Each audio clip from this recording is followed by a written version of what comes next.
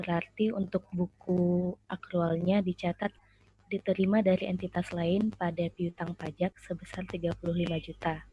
Kemudian untuk jurnal finansialnya, karena baru realisasi kasnya baru diterima, maka baru dicatat sebagai diterima dari entitas lain pada pendapatan pajak LRA 35 juta. Oke. Terima kasih Mbak Andi, betul tadi ya yang sudah disampaikan tanggal 25 April. Oke, tanggal 15 Mei. Izin Pak. Silakan Mas Yayan. Ya, izin share screen Pak. Silakan monggo. Izin, apakah sudah terlihat Pak? Sudah. Untuk tanggal 15 Mei, menerima SPT lebih bayar sebesar 20 juta. Untuk jurnal buku besar akrualnya, pendapatan pajak pada ditagih ke entitas lain sebesar 20 juta. Untuk buku besar kasnya, pendapatan pajak pada ditagih ke entitas lain sebesar 20 juta, Pak. Oke, terima kasih Mas Yayan. Oke. Mungkin ada teman-teman yang punya pendapat yang lain yang nomor 15 tanggal 15 Mei.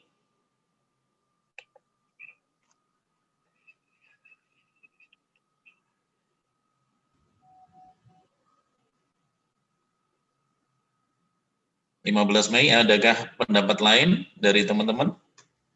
No entry ya Pak. Oke. Siapa nih? Siap Sinta Pak. Oke, kenapa Mbak Sinta no entry? Mungkin karena itu kan masih SPT dan jadi yang mengajukan dari kayak self assessment gitu Pak, jadi belum dikaji, makanya di nomor selanjutnya baru dikaji, ternyata dapat 15 juta itu Pak. Oke. Jadi jawabannya no entry ya, yang 15 Mei ya.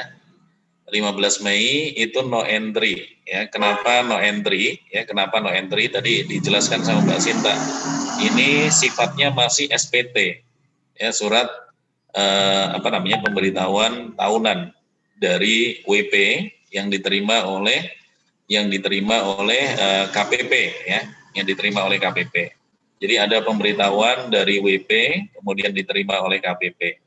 Nah, ini kan tentunya sama KPP nanti akan diverifikasi ulang kan, apakah memang lebih bayarnya itu 20 juta atau enggak. Jadi nanti diverifikasi ulang sama teman-teman yang ada di KPP. Jadi nanti dasar kita melakukan pencatatan ya, dokumen sumbernya tentu bukan SPT. Kalau SPT kan tadi disampaikan SPT ini kan masih self assessment ya. Nanti dasarnya kita menggunakan yang official assessment ya, yang dari SKP ya, surat ketetapan pajak. Jadi ketika SPT ini masih no entry. Oke, terima kasih Mbak Sinta. Tanggal 16 Juni. Mohon izin menjawab, Pak. Silakan Mbak Adis. Izin share screen.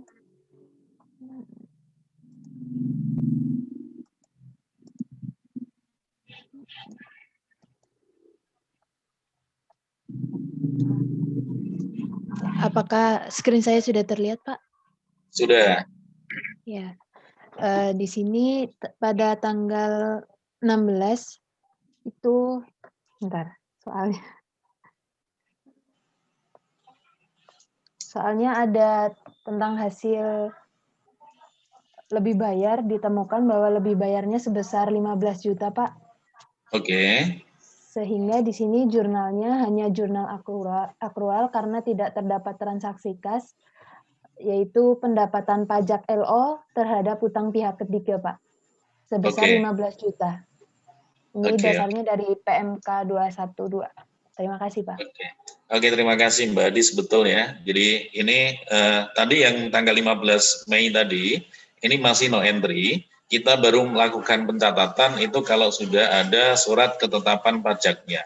Ya, tanggal 16 ini baru terbit surat ketetapan pajak lebih bayarnya. Ya, jadi lebih bayar. Jadi artinya WP membayarkannya lebih banyak dari yang seharusnya. Ya, sehingga nanti kita koreksi ada lebih bayar 15 juta. Jadi nanti kita kurangi pendapatan pajak LO-nya 15 juta. ya, kemudian utang kepada pihak ketiga. Jadi nanti statusnya ini menjadi utangnya negara ke WP tadi, ya, utang pada pihak ketiga. Sementara kenapa di buku besar kasnya no entry, ya, karena memang belum dibayarkan, ya, lebih bayarnya belum dibayarkan, jadi belum ada pengeluaran yang dilakukan oleh kas negara, jadinya no entry, ya. Jadi teman-teman nanti ketika ketika terjadi lebih bayar atau nanti kurang bayar gitu ya, nanti dasar dokumen sumbernya itu dari Fiskus, ya, dari official dari kantor, ya. Nanti menunggu dari SKP, ya, surat ketetapan pajaknya. Itu yang kita lakukan. Oke, terima kasih Mbak Hadis. Siap, terima kasih Pak. Oke, terima kasih. Yang berikutnya neraca, ya, neracanya neraca parsialnya KPP Pratama. Silakan, berapa piutang pajaknya, kemudian berapa utang pajaknya, utang kepada pihak ketiganya berapa, dan penyisihan atas piutang pajaknya berapa. Silakan teman-teman. Ya, izin Pak. Silakan Mas. Mohon izin share screen ya Pak. Silakan.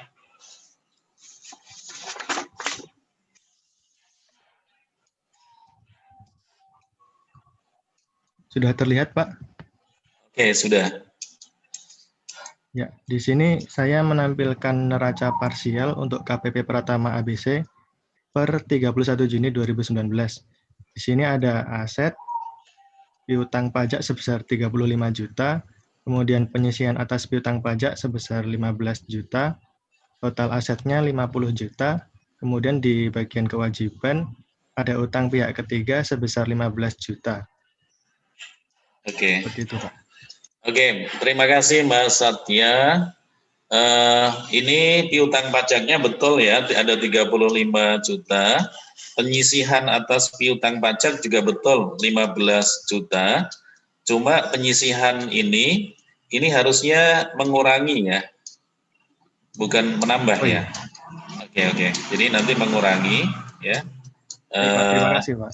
Oke, makasih. Kemudian untuk kewajiban ya, utang kepada pihak ketiga tadi betul 15 juta ya.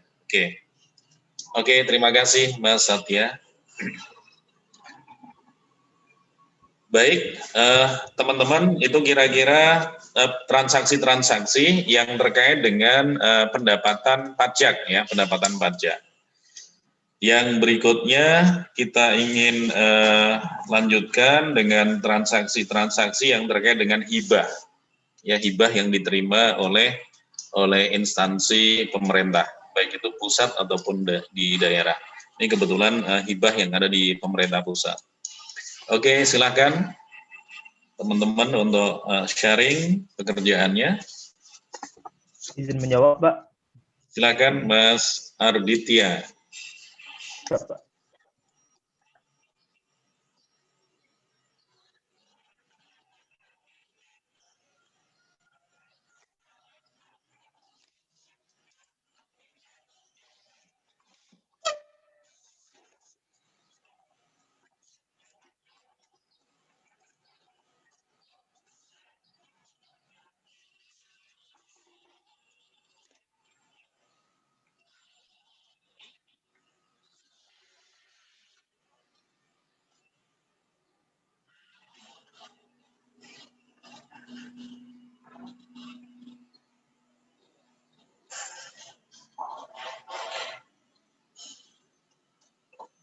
Yang tanggal 20 ya Mas, 20 Januari.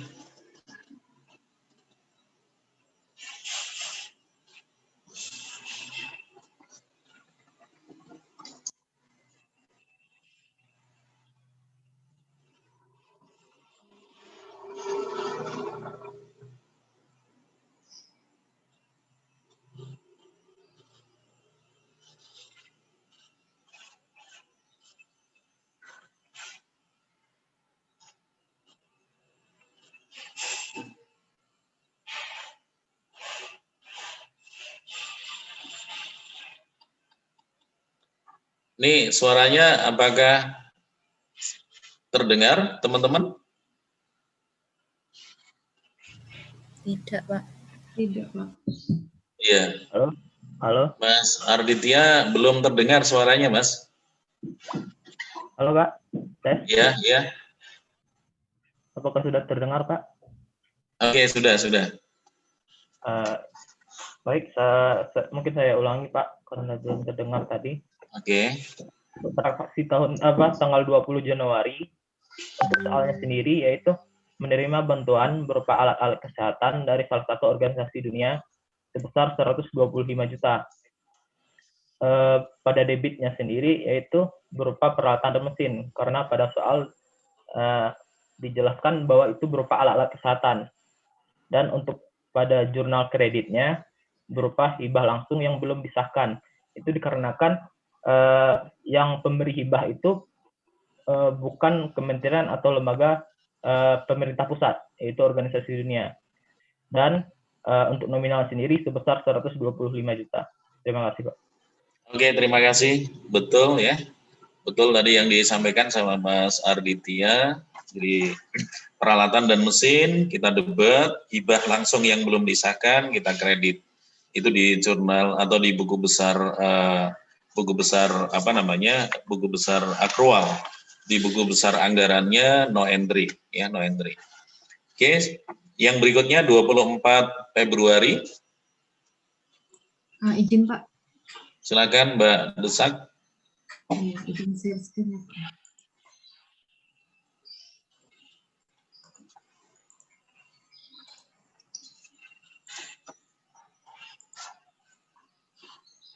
Apa sudah terlihat, Pak? Sudah. Baik, untuk di tanggal 24 Februari itu transaksinya menerima bantuan berupa kendaraan ambulans dari salah satu Pemda. Nilai mobil tersebut sebesar 75 juta. Ini kasusnya sama seperti tanggal 20 Januari, jadi dia jurnalnya juga sama, yaitu peralatan dan mesin karena dia berupa kendaraan, di debit, nah di kreditnya itu dia hibah langsung yang belum disahkan. Itu untuk di jurnal akrualnya. Untuk kasnya juga tidak ada karena dia berupa barang yang bukan berupa uang. Seperti itu, Pak. Bisa Oke, terima kasih Mbak Desak, betul ya. Oke, terima kasih. Kemudian 15 Maret. Mohon izin, Pak. Silakan Mbak. Apakah suara saya terdengar dengan baik? Iya. Ya, mohon izin share screen ya, Pak. Oke.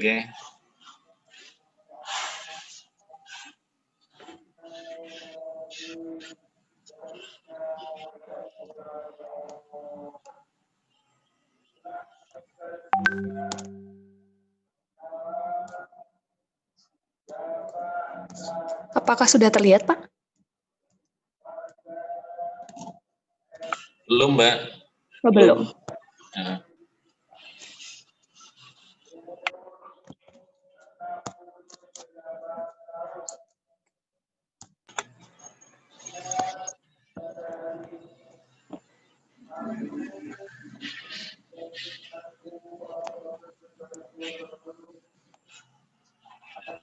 Apakah sudah terlihat, Pak? Sudah.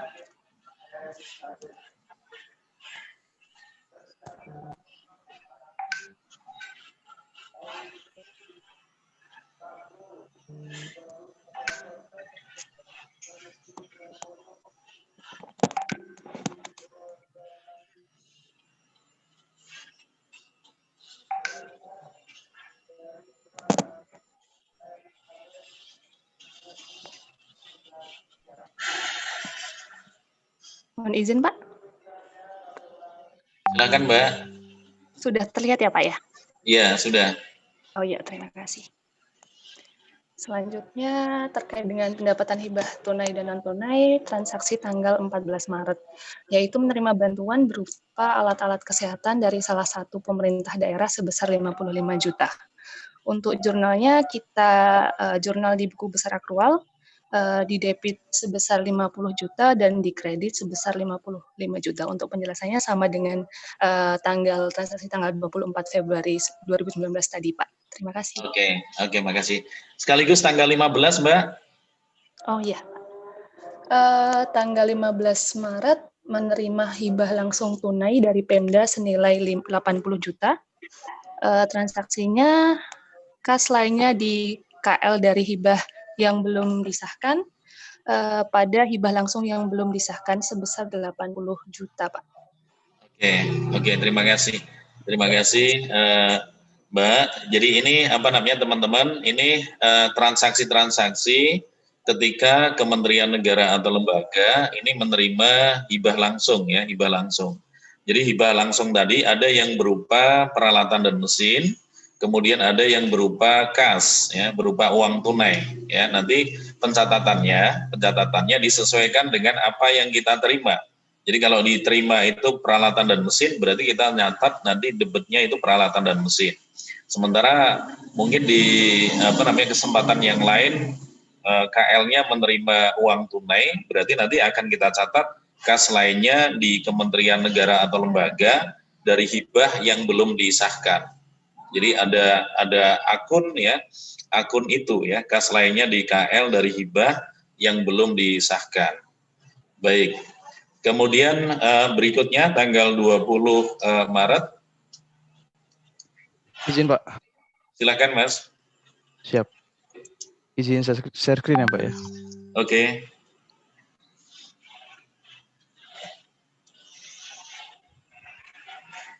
Izin apakah sudah terlihat? Oke, sudah. Baik, izin Pak dosen dan saudara-saudaraku semua. Saya akan menjelaskan sedikit tentang jurnal yang tanggal 20 Maret. Ya, ini pada saat Kermaju Terus yang terbit pengesahan dari KPPN untuk transaksi di atas, yakni transaksi pada tanggal 15 Maret 2019. Yakni jurnalnya adalah sebagai berikut. Yang pertama, hibah langsung yang belum disahkan untuk debitnya.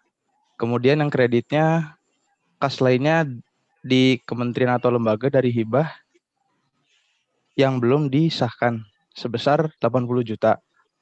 Kemudian jurnal berikutnya adalah kas lainnya di kementerian atau lembaga dari hibah untuk debit, sedangkan untuk kreditnya pengesahan hibah sebesar 80 juta. Itu untuk akrualnya, sedangkan untuk kasnya tidak ada. Demikian, Pak.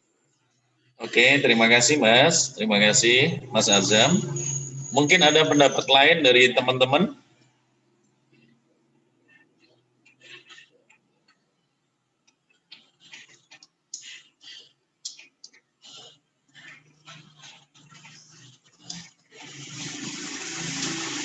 Yang punya Mas Azam ini baru pengesahan apanya nih? Kasnya ya? Untuk peralatan dan mesin perlu disahkan nggak, teman-teman? Perlu, Pak. Perlu nggak peralatan dan mesin disahkan? Perlu. Oke, jadi jurnalnya bagaimana?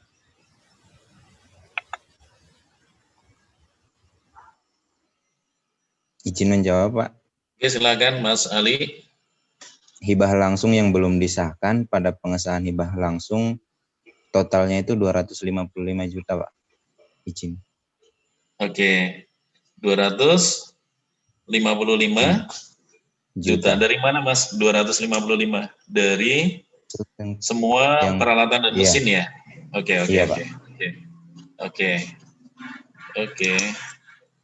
Oke, jadi betul ya. Jadi artinya yang perlu disahkan itu nanti semuanya ya, semuanya. Jadi artinya yang disahkan itu bukan hanya kasnya, tapi juga nanti peralatan dan mesin tadi yang sudah diterima tadi juga perlu disahkan.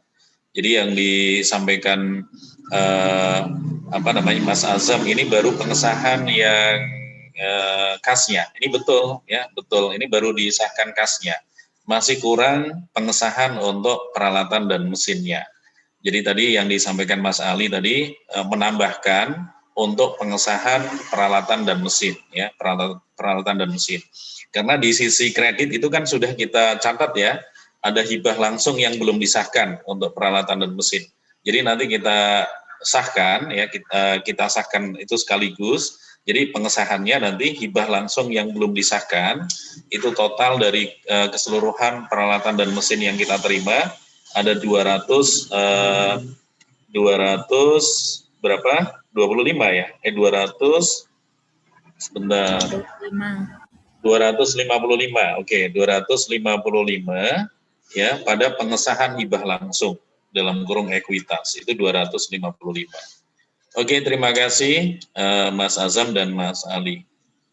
Siap, terima kasih Pak. Oke, terima kasih.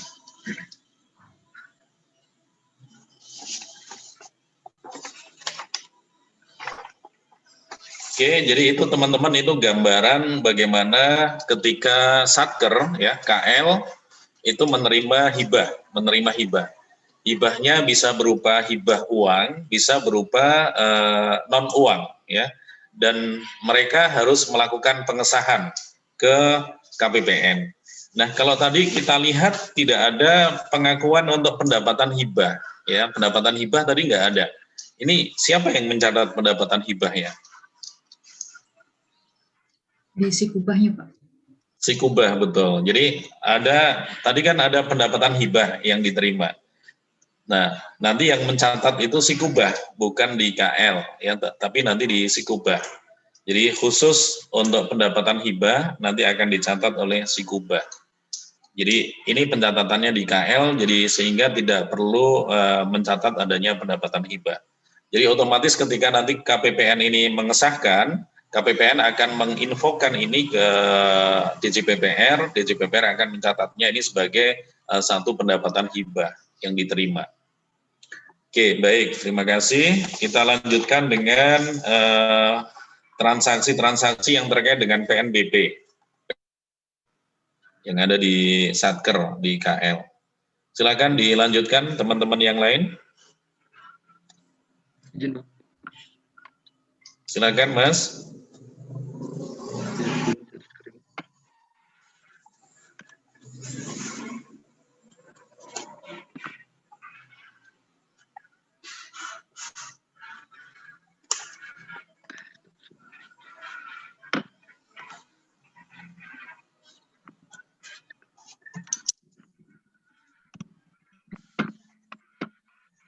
Mohon izin. Silakan Mas. Baik, untuk nomor 3 yaitu akuntansi pendapatan satuan kerja. Transaksi yang berkaitan dengan pendapatan satuan kerja pertanian Kementerian Pertanian tahun 2019 sebagai berikut. Pada tanggal 1 Februari terdapat transaksi yaitu satuan kerja mengajukan SPM gaji pegawai dan terdapat pendapatan sewa rumah dinas pada potongan SPM tersebut senilai 250.000. SP2D-nya terbit pada tanggal yang sama. Nah, karena ini terdapat potongan SPM, maka jurnalnya itu untuk jurnal akrual yaitu diterima dari entitas lain dalam kurung ekuitas pada pendapatan LU sebesar 250.000. Kemudian untuk jurnal kasnya diterima dari entitas lain pada pendapatan LRA juga sebesar 250.000. Oke, betul ya Mas Kadek ya. Jadi artinya ini ini merupakan bagian dari PNBP ya, bagian dari PNBP yang diterima oleh KL. Jadi artinya nanti boleh nanti secara spesifik ditambahkan ya pendapatannya itu merupakan PNBP ya. Jadi nanti diterima dari entitas lain pada PNBP LO ya, pada PNBP lainnya LO ya. Kemudian diterima dari entitas lain pada PNBP lainnya LRA gitu ya. Jadi ini transaksi-transaksi yang terkait dengan pendapatan PNBP. Jadi kalau tadi kita sudah mencatat transaksi pajak, kemudian ada hibah ya. Ini yang PNBP. Oke, silakan dilanjutkan teman-teman yang lain.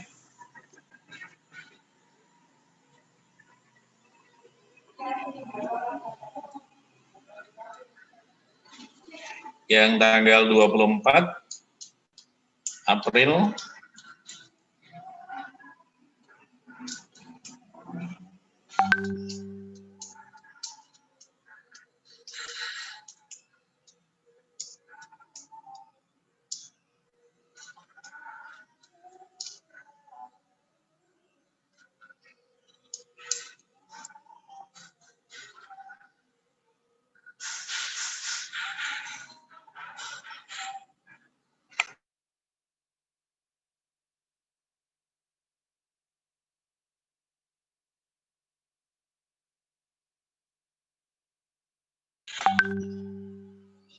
Ada yang berkenan 24 April?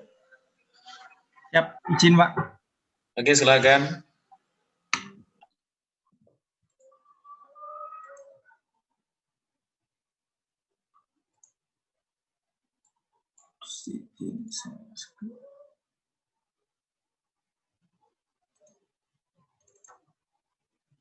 Izin Pak, apakah sudah terlihat Pak?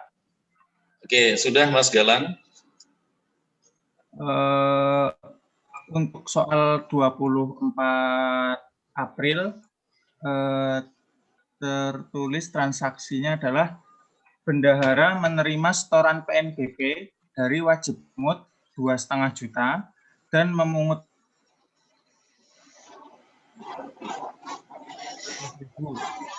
jurnal aktualnya adalah kas di bendahara 2.500.000 terhadap PNBP di kredit 2.500.000.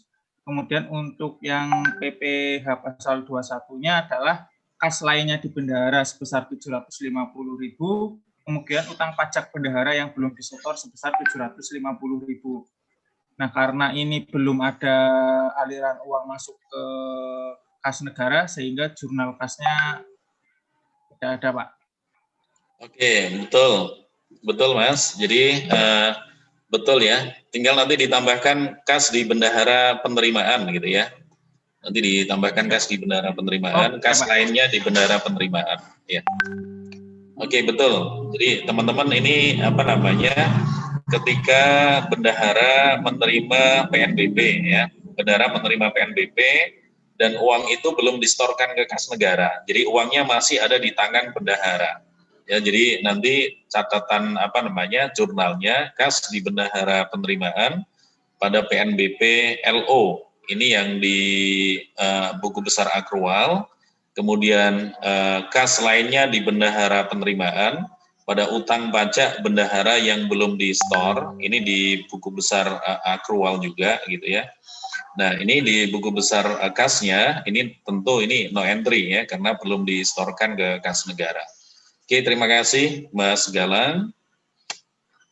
Selanjutnya tanggal 25 April. Siap, izin coba yang 25 April, Pak. Silakan Mas. Nah, Siap, Santo. izin share screen ya, Pak. Oke.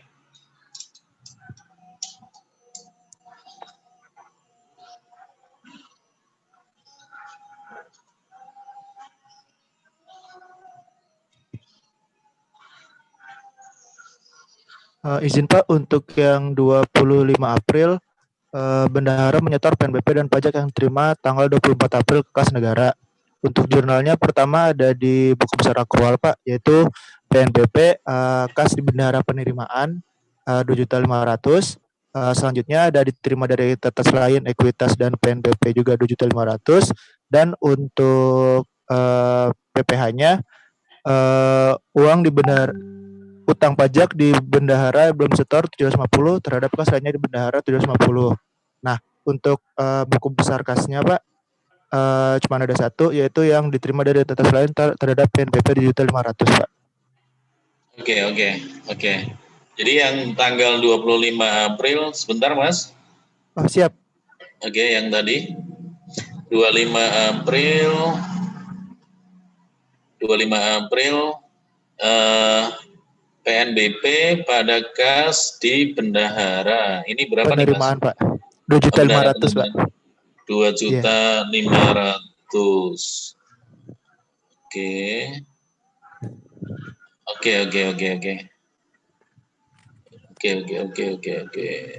Oke.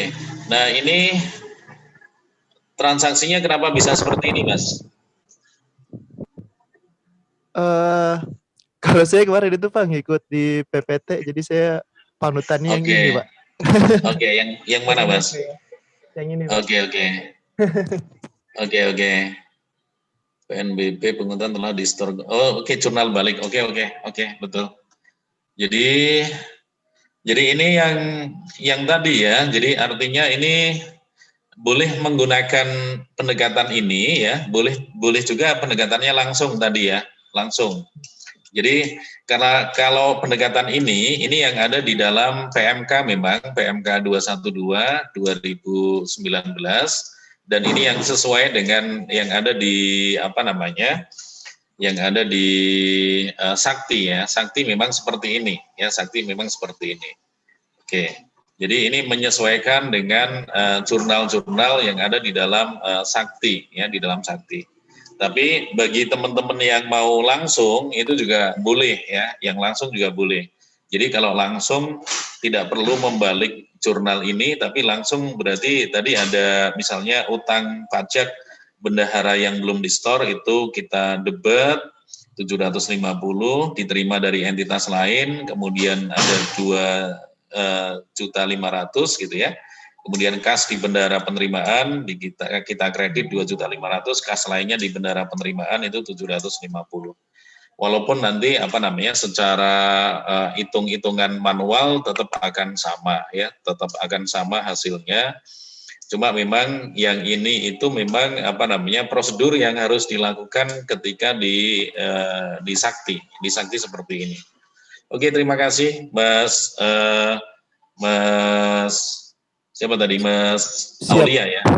Oke, terima kasih Mas Aulia. Mas Risanto. Ya, makasih Mas Risanto. Iya, terima kasih Pak. Oke, makasih.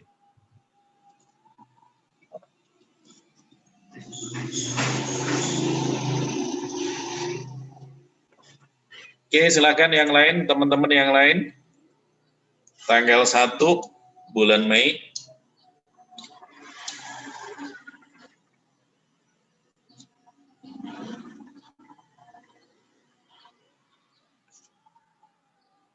Terakhir.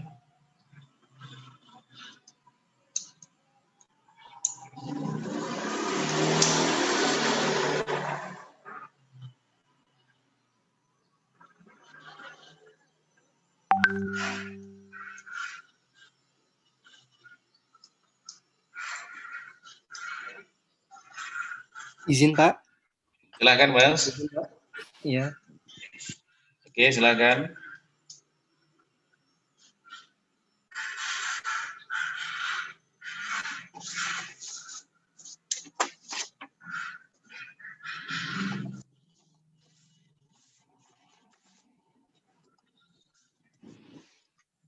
Izin Pak, sudah terlihat share screen?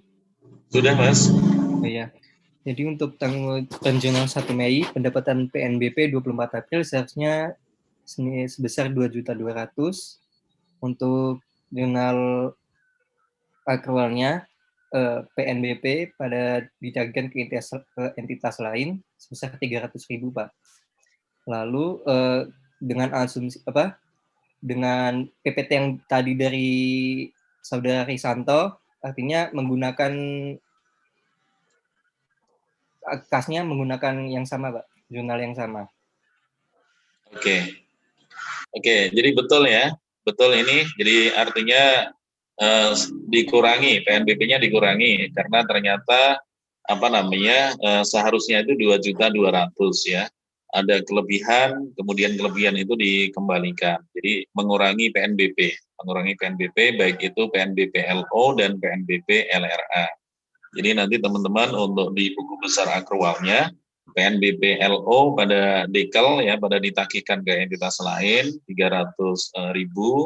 Kemudian di buku besar kasnya PNBP LRA pada ditagihkan ke entitas lain 300.000.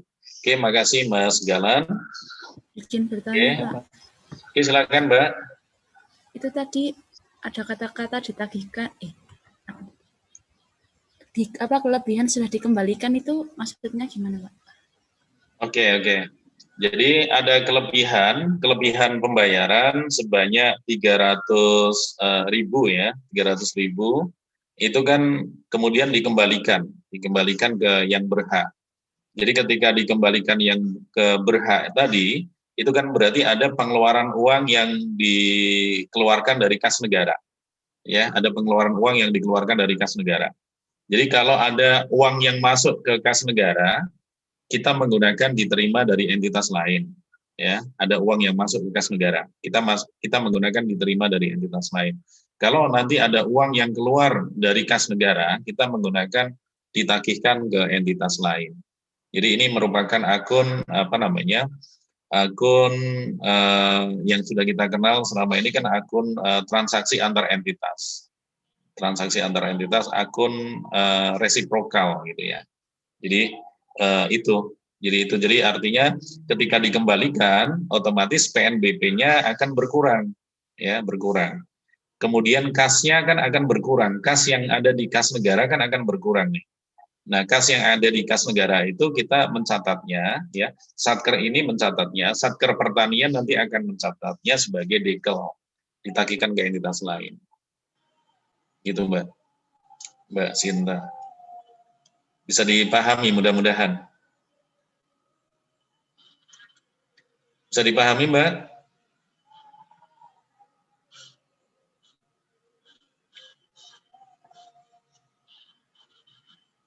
Halo? Oke. Oke. Teman-teman masih bisa mendengarkan suara saya? Siap, masih, Pak. Oke. Jadi teman-teman itu kira-kira gambaran ya transaksi-transaksi terkait dengan akuntansi anggaran dan akuntansi pendapatan ya, akuntansi pendapatan. Nah, untuk nanti latihan-latihan selanjutnya saya menginginkan teman-teman itu nanti membuatnya itu dibagi. Jadi satu kertas kayak gini ya, nanti ini dibagi dua. Jadi yang bagian yang di sini misalnya akuntansi buku besar akrual, di sini buku besar kas. Jadi nanti setiap transaksi akan dicatat di buku besar akrual, sampingnya buku besar kas langsung.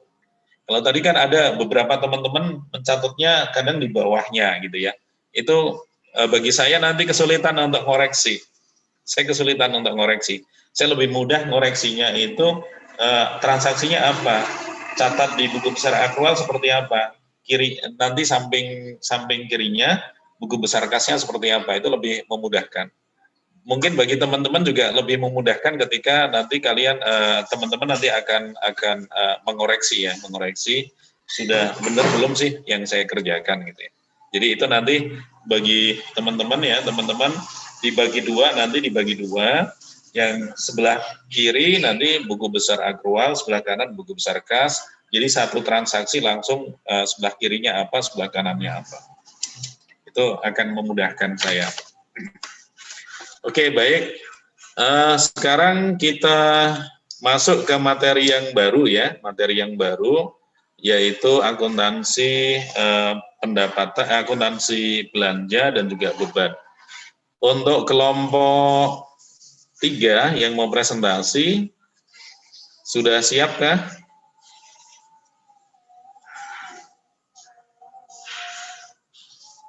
Mana kelompok 3? Saya undang kelompok 3. Siap, sudah, Pak. Oke. Jadi waktu saya serahkan ke kelompok 3 untuk memulai diskusi kita dengan menyampaikan terlebih dahulu tayangan-tayangannya. Silakan kelompok 3.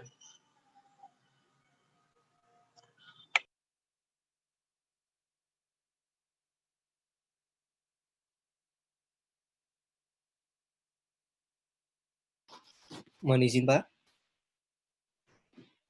Silakan, Mas.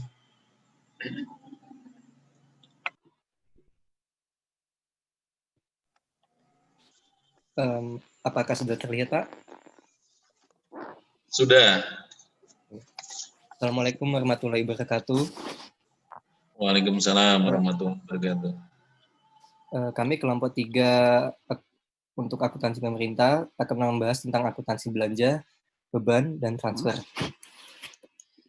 Sebelumnya kita sudah pernah mempelajarinya di semester 3 di PKN, di keuangan negara, lalu di akuntansi pemerintah 1 juga sudah. Mungkin sekilas balik aja.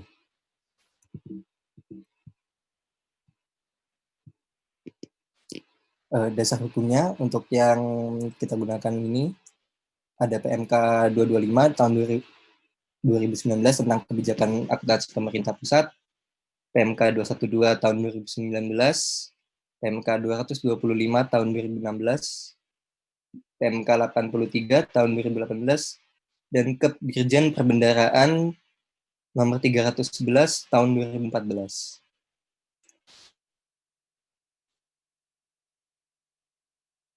Nah, untuk berikut ini definisi beban, belanja, dan transfer sesuai dengan PMK 225 tahun 2019 tentang kebijakan akuntansi pemerintah pusat, bahwa beban itu adalah penurunan manfaat ekonomi atau potensi atau jasa atau biaya yang timbul akibat transaksi tersebut dalam periode laporan yang berdampak pada penurunan ekuitas, baik berupa pengeluaran, konsumsi aset, atau timbulnya kewajiban. Untuk belanja, semua pengeluaran dari rekening kas umum negara yang mengurangi SAL dalam periode tahun anggaran bersangkutan dan tidak akan diperoleh pembayarannya kembali oleh pemerintah. Yang ketiga, transfer. Penerimaan atau pengeluaran uang dari suatu entitas pelaporan dari atau kepada entitas pelaporan lain, termasuk dana perimbangan, dana otonomi khusus, dan dana penyesuaian serta dana bagi hasil milik Pemda. Nah, di sini ada klasifikasi beban, belanja, dan transfer. Mungkin ini kilas balik aja, teman-teman juga sudah tahu. Yang agak mungkin dijelaskan sini transfer ya, ada dua, transfer dana bagi hasil, dan transfer yang dialokasikan dalam anggaran dan direalisasikan tanpa melihat realisasi pendapatan yang diterima oleh entitas. Selanjutnya ada belanja barang dengan belanja modal. Nah, di sini pemilihan antara belanja barang dan belanja modal dalam pengadaan awal. Setelah itu, kita lihat apakah memenuhi kriteria pengakuan aset tetap atau aset lainnya. Jika tidak, langsung belanja barang sesuai untuk peruntukannya. Jika iya, harus memenuhi nilai minimal kapitalisasi. Jika memenuhi nilai minimalnya, maka belanja modal sesuai untuk peruntukannya. Selanjutnya ada pengakuan yang akan disampaikan oleh rekan saya.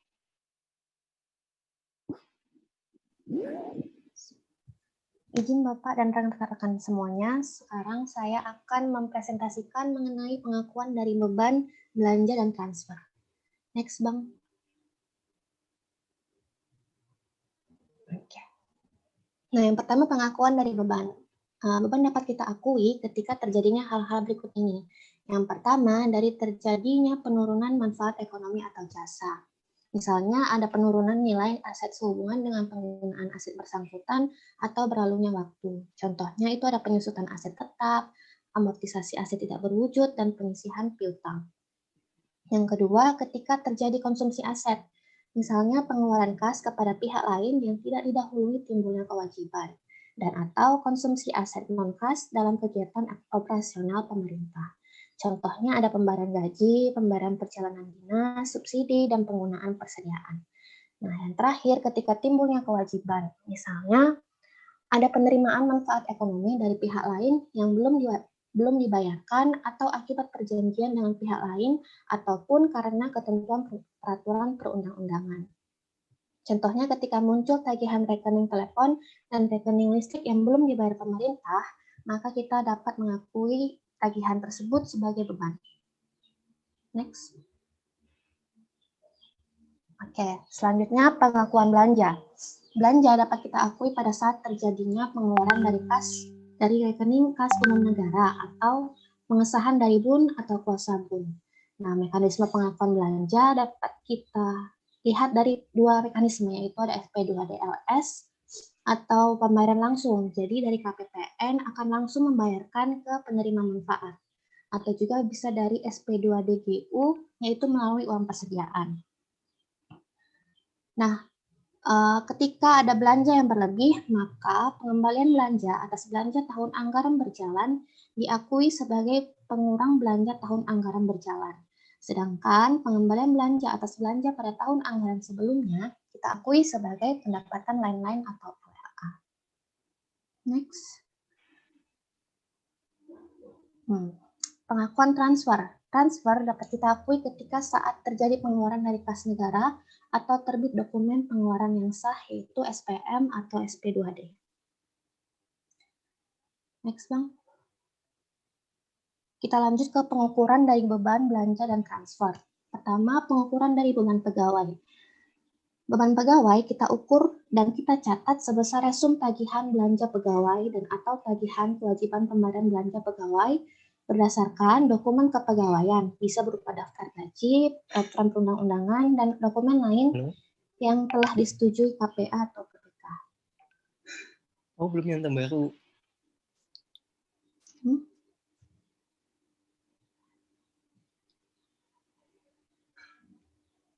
Belum, sebelumnya. Oh, belum. Ya, sebelum.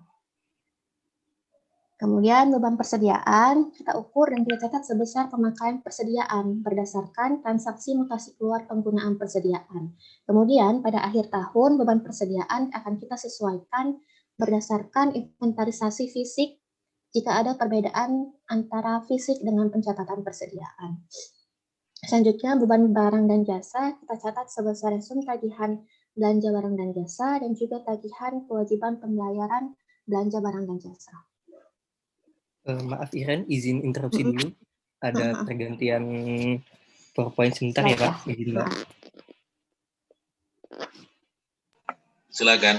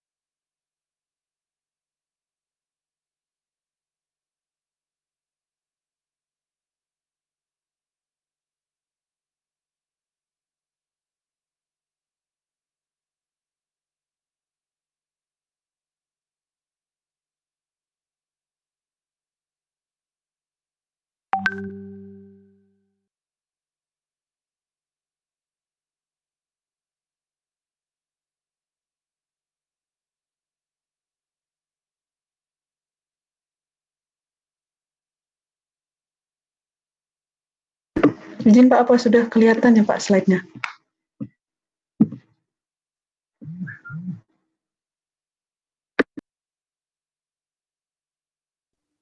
Sudah, Esra.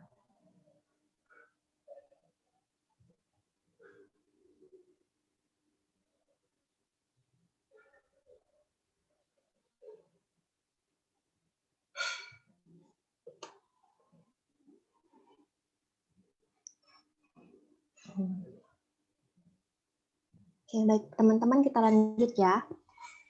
Next dulu. Coba next yang keempat. Beban pemeliharaan. Nah, untuk beban pemeliharaan kita catat sebesar resum tagihan belanja pemeliharaan. Ini juga sama dengan beban perjalanan dinas dan beban barang untuk diserahkan kepada masyarakat. Next. Yes. Oke. Kalau untuk beban bunga, kita catat sebesar resum tagihan belanja bunga dan atau perhitungan akuntansi atas beban bunga akrual yang belum jatuh tempo yang telah disetujui KPA atau PPK.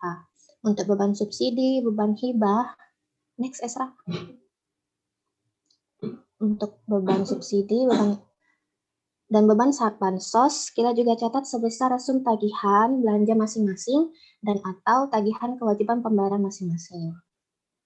Untuk beban transfer, kita catat sebesar resum tagihan belanja transfer ke daerah dan dana desa dan atau perhitungan estimasi atas kurang salur transfer yang belum ditetapkan, peraturan dan ketentuan mengenai kurang salur transfer. Beban lain-lain juga kita catat sebesar resum tagihan belanja lain-lain dan tagihan kewajiban pembayaran belanja lain-lain. Next.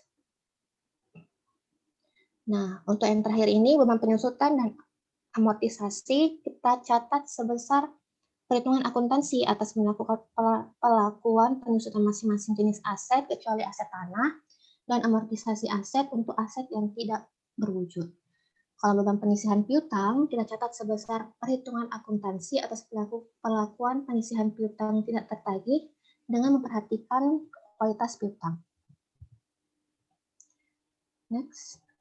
Nah, belanja kita ukur berdasarkan asas bruto dari nominal sesuai dengan SPM atau SP2D atau dokumen pengeluaran negara yang dipersamakan dan atau dokumen pengesahan belanja yang diterbitkan oleh BUN atau kuasa BUN.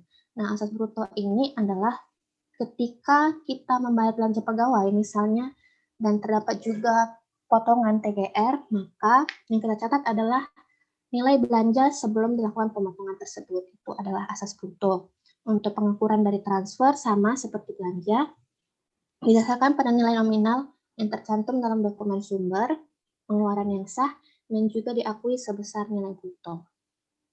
Next. Nah, selanjutnya perlakuan khusus dan pengungkapan akan dilanjutkan oleh rekan saya, Saudara Ferdiawan. Siap, terima kasih. Mohon izin Bapak dan teman-teman izin melanjutkan presentasi. Silahkan, Mas. Apakah suara saya terdengar dengan jelas, Pak? Iya. Siap. Selanjutnya saya akan menjelaskan tentang perlakuan khusus. Beban persediaan tidak memperhitungkan persediaan yang diperoleh dari barang yang akan diserahkan kepada masyarakat atau Pemda dan persediaan yang diperoleh dari belanja bantuan sosial berbentuk barang. Yang kedua yaitu hibah aset tetap yang dimiliki pemerintah yang sebelumnya dibeli dengan jenis belanja modal, maka ketika aset tetap tersebut diserahkan kepada masyarakat atau Pemda, tidak dicatat sebagai belanja atau beban hibah, melainkan dicatat sebagai beban dari kegiatan non-operasional. Next.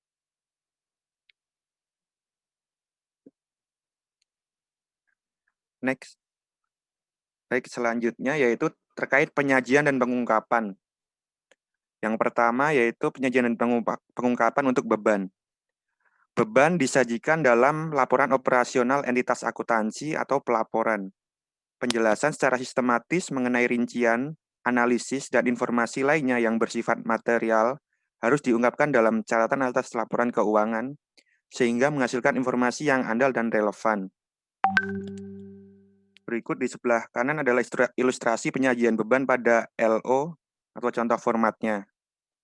Bisa dilihat, di situ ada di kegiatan operasional ada pendapatan beban dengan berbagai macam pos-pos beban tadi, hingga di paling bawah menghasilkan surplus atau defisit LO.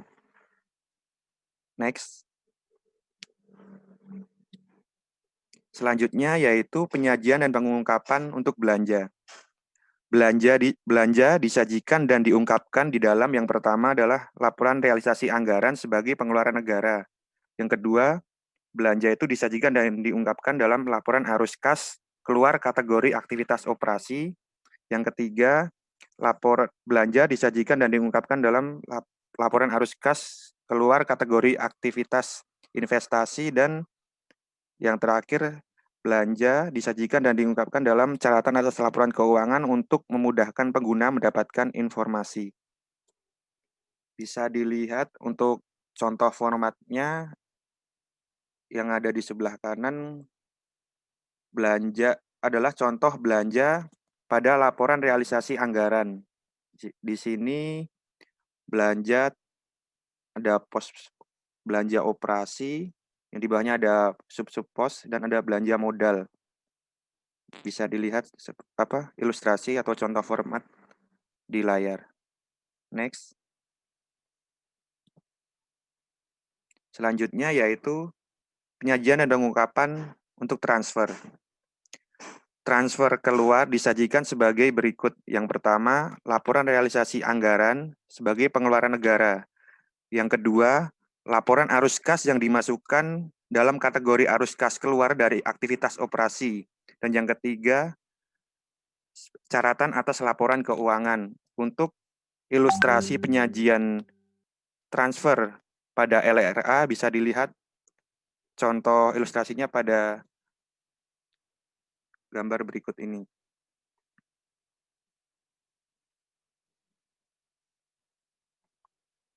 Next.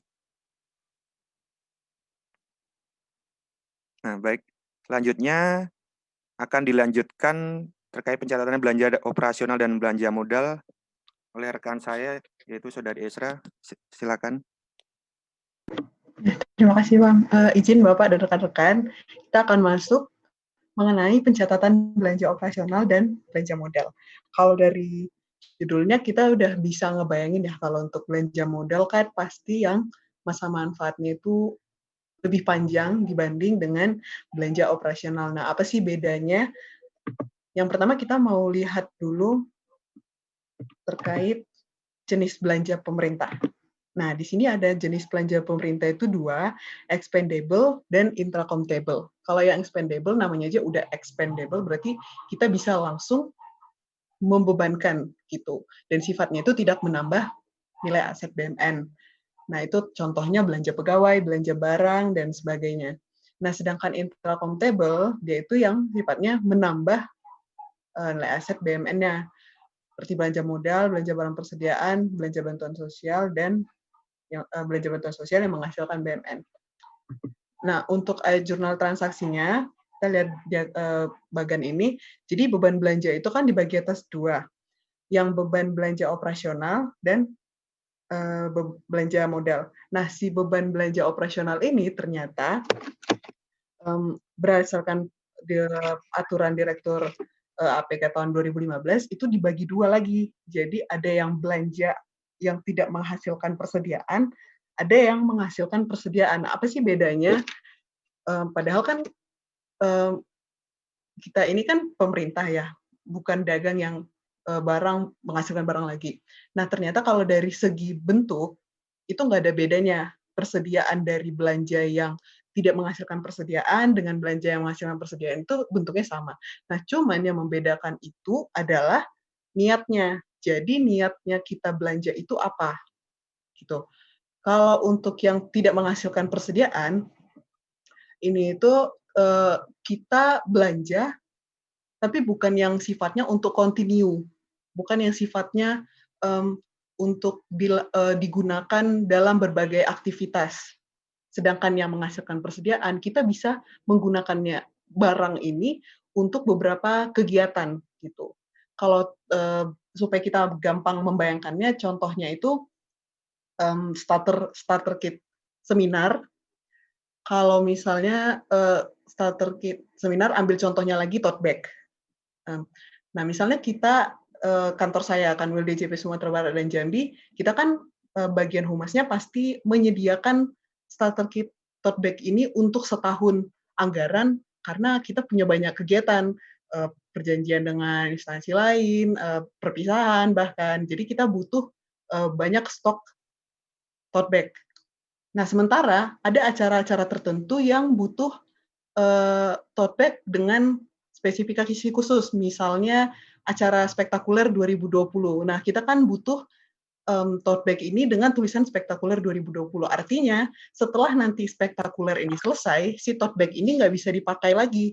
Kenapa? Karena udah nggak relevan lagi untuk dipakai kegiatan lain, dan mau nggak mau, apa yang sudah kita anggarkan, apa yang sudah kita belanjakan harus habis pada saat kegiatan itu tersebut. Nah, atas tote bag yang spektakuler ini akan masuk ke belanja yang tidak menghasilkan persediaan.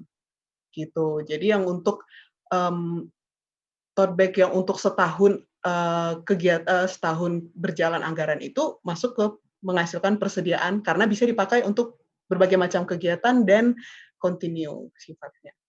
Nah, nanti dalam ayat jurnal transaksi kita akan ada sedikit ada perbedaan dan ada persamaan juga antara belanja yang tidak menghasilkan persediaan, yang menghasilkan persediaan, dan belanja modal. Kita lihat satu-satu. Yang pertama itu atau belanja yang tidak menghasilkan persediaan. Kita ingat lagi, kalau yang tidak menghasilkan persediaan ini sifatnya expendable, langsung dibebankan. Nah, dan tidak menghasilkan persediaan sehingga atas resume tagihan itu kita tidak ada pengakuan persediaan, gitu. Langsung dibebankan beban pada debit dan belanja atau transfer yang masih harus dibayar atau kewajiban. Nah, kenapa belanja atau transfer yang masih harus dibayar ada di kredit? Karena berdasarkan siklus pengelolaan aset publik, jadi ternyata BMN itu harus dimulai dulu dengan perencanaan untuk standarisasi quality assurance belanja modal BMN. Gitu. Jadi ketika tagihan itu masuk, kita masih belum membayar gitu. Nah, untuk kemudian yang setelah SP2D terbit, artinya yang sudah kita bayar, yang tadi masih terutang itu jadi pindah ke debit. Dan seperti tadi yang disampaikan Bapak, kalau misalnya kita ada keluar dari kas negara, berarti kan di kreditnya harus ada DKEL atau ditagihkan ke entitas lain. Makanya di kreditnya, di akrual ada DKL, di buku besar kasnya juga DKL. Sedangkan di debitnya sudah belanja, bukan lagi beban. Nah, ini contoh dari kasus tadi. Di sini status kasusnya itu belanja pegawai yang expendable, kemudian kita menerbitkan SPM dan SP2D, artinya kita punya 2 jurnal ya. Yang pertama SPM, itu resume tagihannya beban pegawai pada belanja yang masih harus dibayar, kemudian terbit SP2D, artinya belanja pegawainya kita akui pada DKEL atau ditagihkan ke entitas lain, dan akrualnya belanja yang masih harus dibayar pada ditagihkan ke entitas lain. Nah, nanti untuk seterusnya, SP2D ini akan sama jurnalnya ke belanja modal. Jadi teman-teman bisa diingat aja SP2D jurnalnya seperti apa. Gitu. Nah, kemudian masuk ke belanja pemeliharaan kendaraan operasional. Kenapa sih belanja pemeliharaan kendaraan operasional itu masuk ke belanja yang tidak menghasilkan persediaan? Karena dia itu sama seperti sifat-sifat yang lain, dia nggak bisa dilakukan untuk beberapa kegiatan sekaligus gitu. Contohnya aja ganti oli. Ganti oli kan ya udah, kalau kita udah ganti oli nggak bisa kita tarik lagi olinya terus kita pakai lagi untuk ganti oli barang lain kan, nggak seperti itu. Karena pemeliharaan disesuaikan juga dengan barangnya dan harus pada saat itu juga. Jadi atas belanja pemeliharaan kendaraan operasional itu masuknya ke belanja yang tidak menghasilkan persediaan. Artinya kita mengakuinya bersifat expendable, makanya akrualnya itu beban pemeliharaan pada belanja yang masih harus dibayar ketika SPM. Kemudian diterbitkan SP2D oleh KPPN, maka seperti jurnal yang sebelumnya, ada belanja barang pada DKEL, itu yang untuk kasnya, dan akrualnya belanja yang masih harus dibayar pada DKEL. Seperti itu. Nah, kita masuk ke beban atau belanja yang menghasilkan persediaan. Di sini ada beberapa bagian, yaitu belanja persediaan bahan untuk operasional. Ini tentunya yang kondisinya tidak sekali habis ya. Kemudian belanja persediaan bahan untuk proses produksi, belanja persediaan bahan lainnya, belanja barang persediaan pemeliharaan, belanja persediaan untuk diserahkan kepada mantan presiden dan atau mantan wakil presiden, dan belanja persediaan dalam rangka bantuan sosial. Nah, di sini ada 4 bentuk jurnal. Kalau yang tadi kan untuk yang tidak menghasilkan persediaan, kita hanya ada 2. Itu ketika terbitnya SPM dan terbitnya SP2D. Nah, karena ini kita akan menghasilkan persediaan, artinya si persediaan ini akan muncul nanti di akunnya, di jurnalnya kita. Nah, yang pertama itu akan munculnya sebagai persediaan yang belum diregister. Seperti tadi yang sudah disampaikan, yang belum diregister karena kita masih kita terima barang, tapi BMN itu kan harus ya istilahnya masih mencatat barang-barang yang masuk, kemudian di register ini bisa jadi muncul karena ya belum terbit SPM, karena masih berbentuk utang gitu, atau hibah yang dalam bentuk barang dan beberapa ketentuan lainnya. Nah, persediaan yang belum diregister ini sifatnya nanti hanya sementara dan hanya boleh muncul di laporan keuangan interim. Artinya yang tidak boleh sampai ke laporan keuangan yang tahunan. Karena yang nanti kita akui adalah persediaan yang telah diregister gitu. Nah, jadi di awal kita masih ngakuinnya belum diregister dan pada utang yang belum diterima tagihannya, karena kan kita masih persediaan diterima, belum diverifikasi. Nah, setelah itu masuklah SPM. Seperti jurnal-jurnal sebelumnya, kalau jurnal sebelumnya itu beban karena dia expendable, nah karena ini dia intra-countable, maka diakuinya pada utang untuk menolkan kredit kita yang jurnal sebelumnya. Jadi utang yang belum diterima tagihannya pada belanja yang masih harus dibayar. Nah, yang ketiga SP2D sama seperti sebelumnya, maka di kasnya itu belanja barang persediaan akan di jurnal pada DKL serta akrualnya itu belanja yang masih harus dibayar pada DKEL. Nah, ini ada verifikasi kondisi persediaan.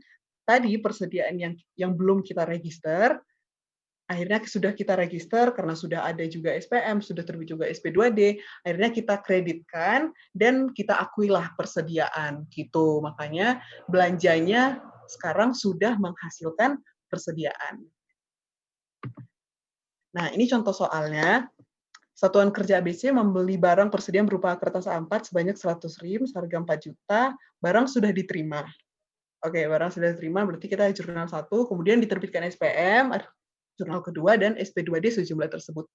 Nah, untuk kepersediaan, kita ingat lagi jurnalnya, maka akrual persediaan yang belum diregister di jurnal pada utang yang belum diterima tagihannya sebesar 4 juta, kemudian ada tagihan SPM yang telah terbit, maka utang yang belum diterima tagihannya kita naikkan ke debit, lalu kreditnya belanja yang masih harus dibayar, 4 juta. Nah, lanjut ke SP2D, terbit SP2D. Belanja barang persediaan pada DKL, pada jurnal kasnya, lalu pada akrualnya belanja yang masih harus dibayar pada DKL. Nah, untuk persediaannya baru kita akui pada di akrual, yaitu persediaan pada persediaan yang belum diregister sebesar 4 juta. Walaupun di soal tidak ditanyakan ya, karena kan yang di soal cuma disampaikan barang sudah diterima, terbit SPM, dan terbit SP2D, tapi kita wajib verifikasi kondisi persediaan, karena intinya di situ, kita belanja harus menghasilkan persediaan. Jadi tanpa diminta soal pun, kita harus udah ngejurnal verifikasi kondisi persediaan, supaya persediaan muncul. Nah, kemudian kita ke belanja modal. Belanja modal itu, transaksi belanja modal terjadi dengan adanya pengadaan aset non-lancar dan diikuti dengan penerbitan SPM dan SP2D. Nah, yang belanja modal hampir sama dengan yang tadi menghasilkan persediaan ya. Ada aset yang belum diregister pada utang yang belum diterima tagihannya. Bedanya mungkin kalau yang sebelumnya menggunakan bahasa persediaan yang belum diregister, kalau ini karena dia modal, maka kita pakai nomenklaturnya aset. Kemudian untuk yang SPM-nya masih sama, utang yang belum diterima tagihannya kita debit, lalu kreditnya belanja yang masih harus dibayar. Lalu SP2D sama seperti sebelumnya, belanja pada DKEL, akrualnya belanja pada DKEL, dan kemudian kembali lagi tetap harus verifikasi kondisi persediaan, yaitu aset pada aset yang belum diregister. Ingat kalau yang belum diregister harus hilang sebelum ada laporan keuangan tahunan karena dia sifatnya interim atau sementara. Ini kita masuk ke contoh soal. Di sini ada satuan kerja membeli peralatan dan mesin berupa printer sebanyak 1 unit. Barang sudah diterima dan telah diterbitkan SPM dan SP2D. Maka jurnalnya itu yang pertama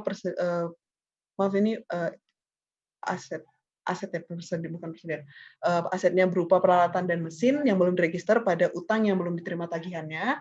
Kemudian ada resume tagihan, itu yang SPM, utang yang belum diterima tagihannya kita nolkan pada belanja yang masih harus dibayar.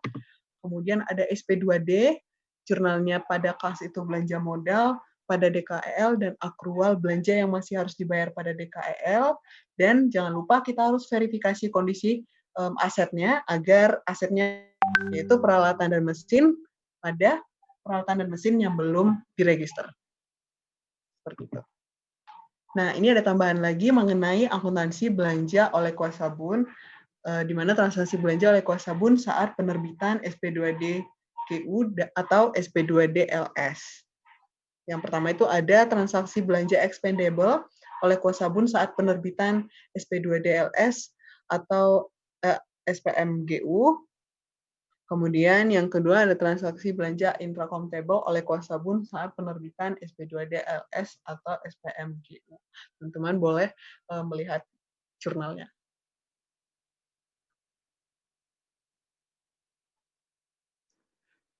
Mungkin yang perlu ditegaskan adalah perbedaan pencatatan pada kalau untuk yang expendable kita catatnya belanja, sedangkan yang untuk intracomptable belanja barang persediaan atau belanja modal selebihnya sama.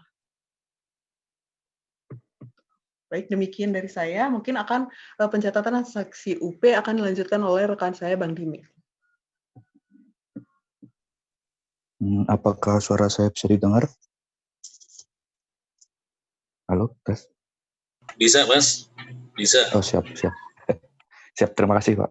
Baik, terima kasih, Mbak Esra. Berikut saya akan mencoba mempresentasikan pencatatan mengenai transaksi UP atau uang persediaan. Boleh di next, Mbak? Boleh di next?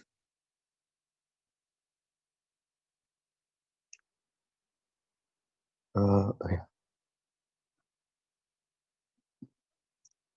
Next. Oke.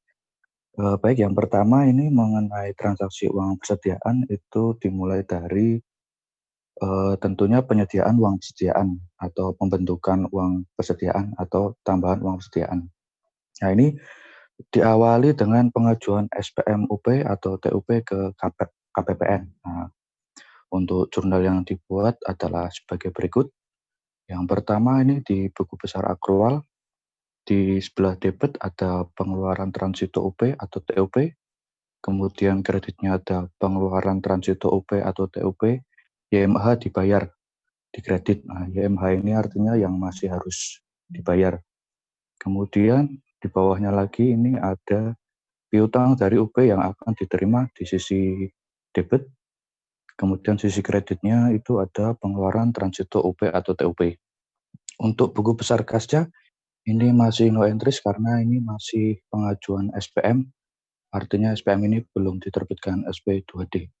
Nah, kemudian di slide selanjutnya. Nah, di slide selanjutnya ini ketika SP2D UP-nya sudah terbit atau KPPN ini sudah mencairkan UP tersebut, maka jurnal yang dibuat yaitu di buku besar kas itu ada pengeluaran transito UP atau TUP, kemudian kreditnya uang muka dari KPPN. Untuk buku besar akrualnya ini di sisi debit ada pengeluaran transito UP atau TUP yang masih harus dibayar, kemudian kreditnya uang muka dari KPPN, kemudian debitnya ini kas di bendahara pengeluaran, kreditnya piutang dari UP yang akan diterima. Nah, ini memang jurnalnya agak runtut ya. Saya juga sudah cek di PMK 212 ini memang jurnalnya runtut seperti ini. Namun sebenarnya dari jurnal yang runtut ini bisa kita sederhanakan ya. Untuk lebih jelasnya lagi, mari kita coba masuk ke contoh soal di slide berikutnya. Nah, ini contoh soalnya, yaitu satuan kerja mengajukan SPM penyediaan uang persediaan sebesar 40 juta dan diterbitkan SP2D pada hari yang sama. Saya ulangi, jadi Satker ini mengajukan SPM sebesar 40 juta dan SP2D-nya terbit pada hari yang sama. Nah, perlu digarisbawahi bahwa SPM dan SP2D di contoh soal ini diasumsikan terbit pada hari yang sama ya. Kemudian berdasarkan SPM dan SP2D tersebut, Satker merekam dokumen tersebut dan akan membentuk jurnal sebagai berikut. Nah, bisa kita amati untuk jurnal kasnya yaitu pengeluaran transito di debit 40 juta, kemudian kreditnya uang muka dari KPPN 40 juta, ini jurnalnya sudah sesuai dengan yang di PMK 212. Kemudian untuk yang akrual, ini bisa kita sederhanakan ya, yaitu menjadi kas di bendahara pengeluaran di debit pada uang muka dari KPPN 40 juta. Nah, ini bagaimana kok bisa sederhana seperti ini, sedangkan pada 2 slide tadi jurnalnya runtut ya. Mari kita coba mengulik bagaimana ini kok bisa jadi sederhana gitu. Boleh di slide sebelumnya, Mbak. Sebelumnya lagi. Ini. Pertama-tama yaitu Satker mengajukan SPM ke KPPN. Ini jurnalnya kan ini ada 4 ya. Yang pertama ini pengeluaran transito UP atau TUP pada pengeluaran transito UP atau TUP yang masih harus dibayar. Kemudian bawahnya piutang dari UP yang akan diterima pada pengeluaran transito UP atau TUP. Nah, jika dilihat dari jurnal ini kan, maka untuk akun pengeluaran transito UP atau TUP ini kan ada di sisi debit juga ada di sisi kredit ya. Maka ini kedua akun ini bisa kita eliminasi. Jadi nanti tinggal piutang dari UP yang akan diterima pada pengeluaran transito UP atau TUP yang masih harus dibayar. Nah, itu bentuk sederhana dari pengajuan SPM-nya lah. Kemudian slide selanjutnya. Nah, karena tadi diasumsikan bahwa SPM dan SP2D ini terbit pada hari yang sama, maka kita bisa sederhanakan lagi jurnal yang telah kita sederhanakan sebelumnya, yaitu di sini ada akun pengeluaran transito UP atau TUP yang masih harus dibayar di posisi debit. Sedangkan tadi kita sudah menyederhanakan berada di posisi kredit. Maka atas akun pengeluaran transito UP atau TUP yang masih harus dibayar ini bisa kita sederhanakan menjadi hilang kan, jadi impas debit kredit. Nah, terus kemudian bawahnya ada lagi kas di bendara pengeluaran debit pada piutang dari UP yang akan diterima. Nah, piutang ini tereliminasi juga karena tadi kan kita menjurnalnya di debit kredit. Nah, maka jurnal sederhananya tinggal kas di bendara pengeluaran pada uang muka dari KPPN. Seperti itu mungkin. Kemudian boleh di next. Next lagi. Nah, setelah melakukan penyediaan UP atau pembentukan UP, selanjutnya adalah transaksi mengenai belanja dengan uang persediaan. Nah, pada slide ini perlu kita ketahui sebelumnya bahwa ini merupakan kondisi ketika Satker ini menerima barang atas belanja kita. Jadi barang ini sudah kita terima, namun resum atas tagihannya belum diterima. Jadi barangnya udah BAST, namun resumnya belum diterima. Nah, untuk belanja sendiri kan dibagi menjadi 2, ada yang expendable sama intracomptable. Nah, ini untuk yang belanja expendable, ini jurnalnya no entry, baik buku besar akrual maupun kas lah. Sedangkan untuk yang belanja aset intracomptable, maka jurnalnya yaitu persediaan atau aset yang belum diregister pada utang yang belum diterima tagihannya. Nah, ini artinya aset ini belum diverifikasi ya, baru diterima. Nah, kemudian karena belum menerima tagihannya, maka kita menggunakan akun utang yang belum diterima tagihannya. Kemudian boleh di next.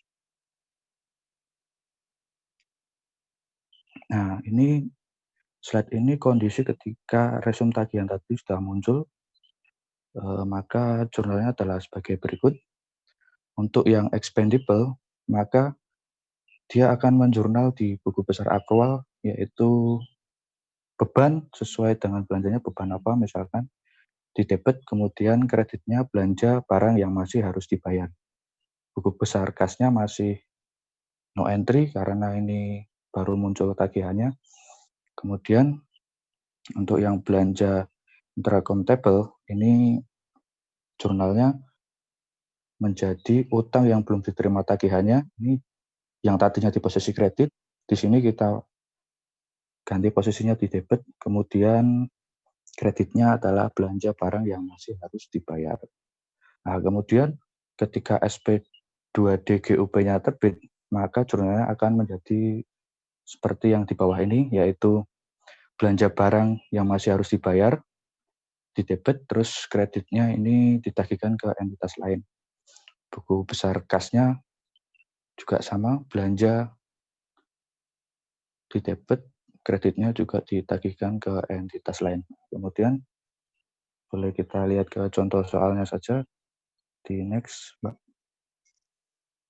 Nah, contoh soal di sini yaitu satuan kerja mengajukan penggantian UP atas belanja barang, langganan daya dan jasa sebesar 3 juta rupiah dengan menerbitkan SPM GU dan diterbitkan SP2D oleh KPPN. Nah, berdasarkan SPM atau SP2D tersebut, maka satuan kerja memproses dokumen tersebut dan terbentuk jurnal sebagai berikut.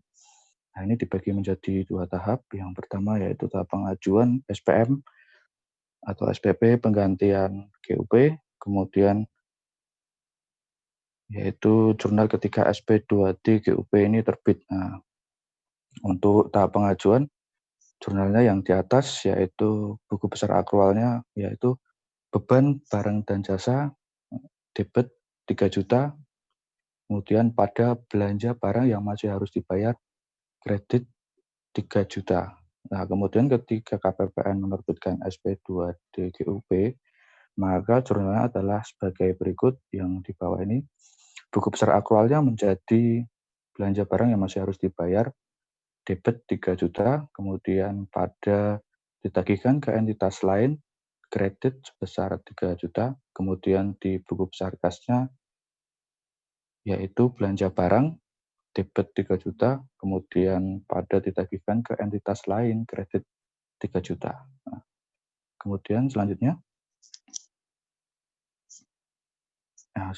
adalah transaksi pengembalian persediaan.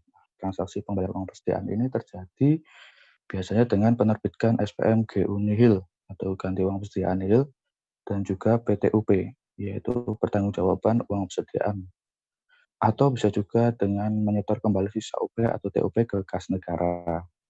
Nah, atas transaksi ini akan mengurangi jumlah kas yang ada di bendahara pengeluaran tentunya. Nah, kemudian kita masuk ke contoh soal. Next. Nah, untuk contoh soal ini, yang pertama yaitu satuan kerja mengajukan penggantian belanja pemeliharaan kendaraan operasional sebesar Rp350.000 dengan menerbitkan SPM GU nihil dan KPPN menerbitkan SP2D GU nihil. Berdasarkan dokumen SPM atau SP2D nihil tersebut, maka satuan kerja memproses dokumen tersebut dan terbentuk jurnal sebagai berikut. Nah, ini kasusnya yaitu pengembalian UP dengan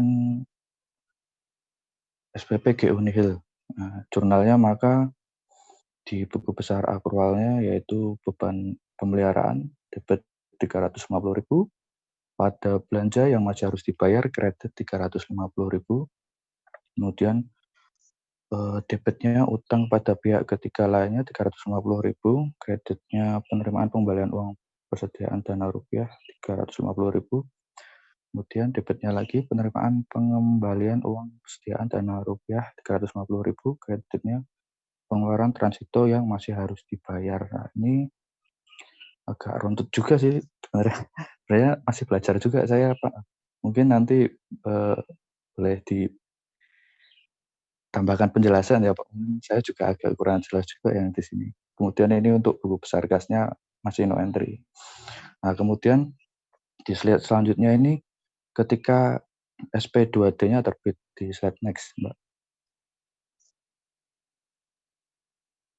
Nah, ini yang ketika KPPN ini sudah menerbitkan SP2D GU nihil, maka untuk buku besar akrualnya dia akan menjurnal belanja yang masih harus dibayar debit 350.000 pada DKEL atau ditagihkan ke entitas lain kredit sebesar 350.000, kemudian penerimaan pengembalian uang persediaan dana rupiah 350.000 debit, kemudian kreditnya utang kepada pihak ketiga lainnya 350.000, kemudian debitnya ada lagi pengeluaran transito yang masih harus dibayar 350.000 pada kas di bendahara pengeluaran kredit sebesar 350.000.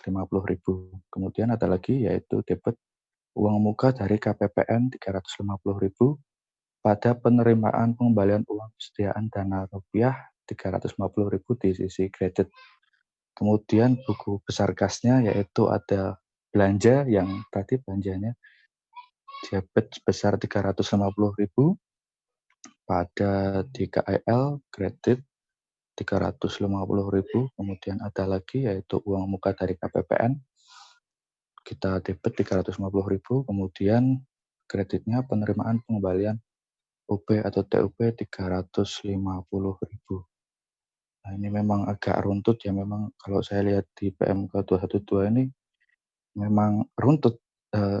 Ada yang bilang juga ini karena untuk kepentingan pengendalian memang dibuat runtut ya. Cuman tadi Pak Masudin juga bilang untuk apa? Karena PMK-nya ini dibuat setelah aplikasinya itu sudah ada gitu ya Pak ya.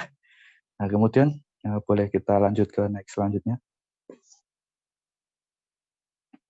Nah, ini contoh soal lagi ketika yaitu satuan kerja melakukan penyetoran sisa uang persediaan dengan BPN sebesar Rp50.000. Nah, atas transaksi tersebut maka akan dibuat jurnal sebagai berikut. Yaitu untuk buku besar akrualnya yaitu uang muka dari KPPN debit 50.000, kemudian kreditnya pengeluaran transito UP atau TUP yang masih harus dibayar 50.000, kemudian debitnya yaitu piutang dari UP yang akan diterima 50.000 pada kas di bendahara pengeluaran 50.000. Kemudian untuk buku besar kasnya yaitu di sisi debit ada uang muka dari KPPN 50.000, kemudian kreditnya pengeluaran transito UP TUP 50.000. Nah, kemudian selanjutnya next. Nah, ini kemudian saya juga akan menjelaskan mengenai pengesahan belanja dengan menggunakan hibah. Next. Nah, yang pertama ini adalah pengesahan belanja expendable dari hibah langsung uang. Nah, untuk jurnalnya ada di tayangan ini, yaitu yang pertama ketika resum tagihan belanja, kemudian pengajuan SPP atau SPM. Maka jurnal yang dibuat yaitu seperti biasa, beban sisi debit pada beban yang masih harus dibayar kredit. Nah, kemudian ketika KPPN-nya SP2D-nya terbit ini, maka jurnalnya adalah sebagai berikut. Di sisi debit ini belanja yang masih harus dibayar pada kas lainnya dari KL dari hibah. Nah, ini bedanya di sini ada kas lainnya di KL dari hibah karena sebelumnya pasti sudah ada jurnal pendapatan hibah ya. Jurnal pengesahan hibah. Kemudian di buku besar kasnya yaitu ada belanja pada kas lainnya di KL dari hibah. Kemudian next.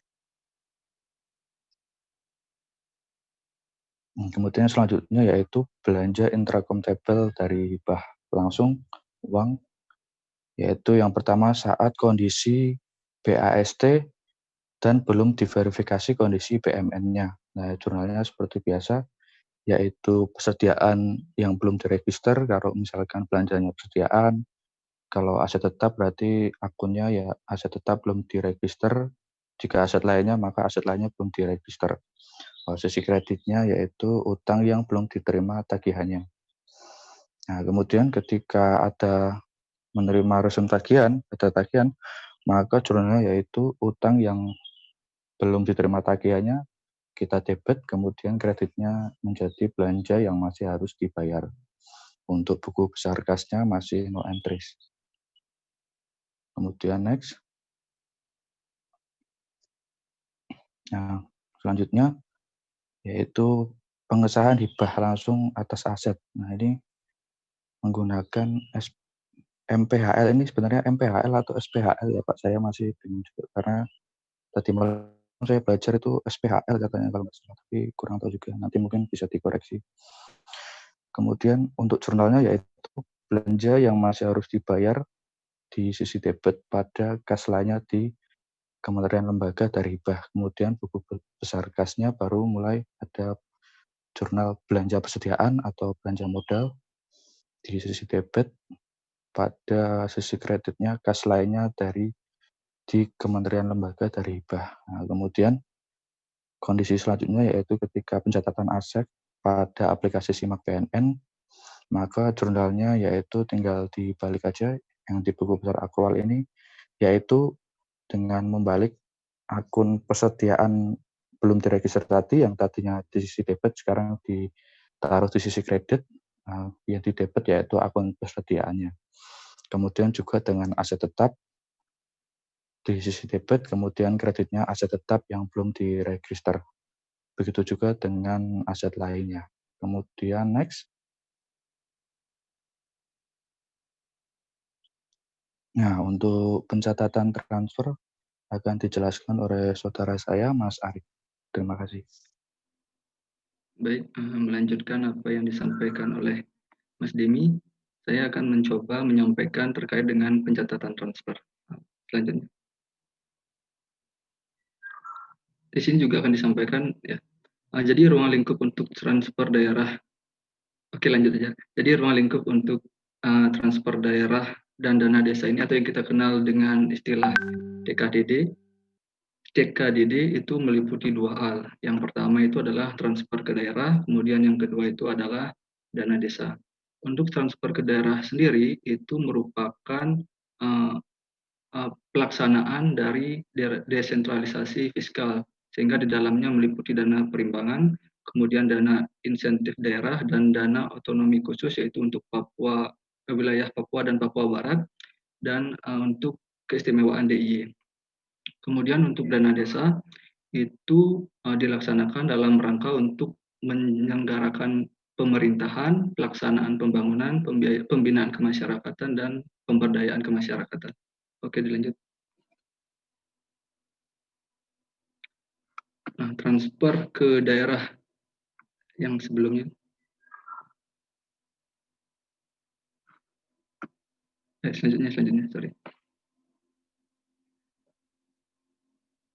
Oke, jadi tadi sudah dilihat bahwa untuk transfer ke daerah sendiri itu ada dana perimbangan. Nah, di dalam dana perimbangan ini itu meliputi dua hal juga, yaitu dana transfer khusus dan dana transfer umum.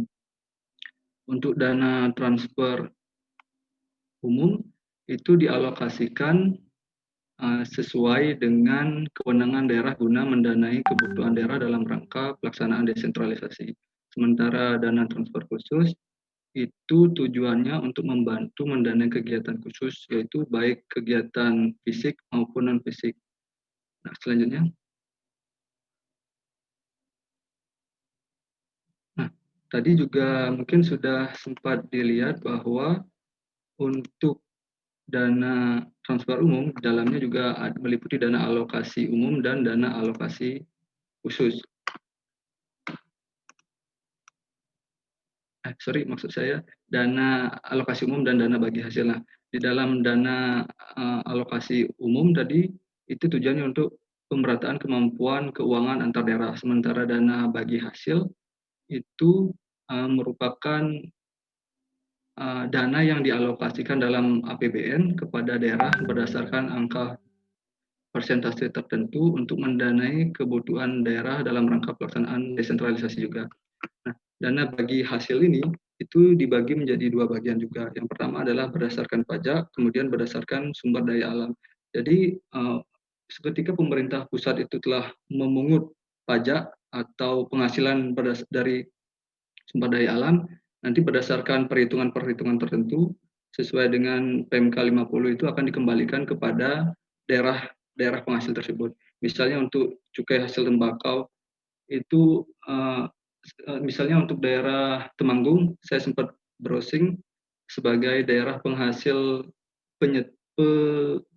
cukai hasil tembakau terbesar, maka untuk daerah tersebut untuk tahun kemarin itu diberikan DBH sebesar 30 miliar.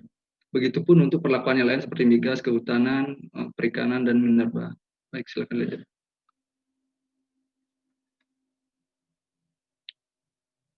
Lanjut. Nah, kemudian kita masuk ke sistem akuntansi sistem akuntansi transfer ke daerah dan dana desa. Jadi di sini meliputi untuk dokumen sumbernya di sini meliputi 3 hal. Yang pertama itu ada kurang bayar, kemudian lebih salur, kemudian nanti ada ketika realisasi transfernya.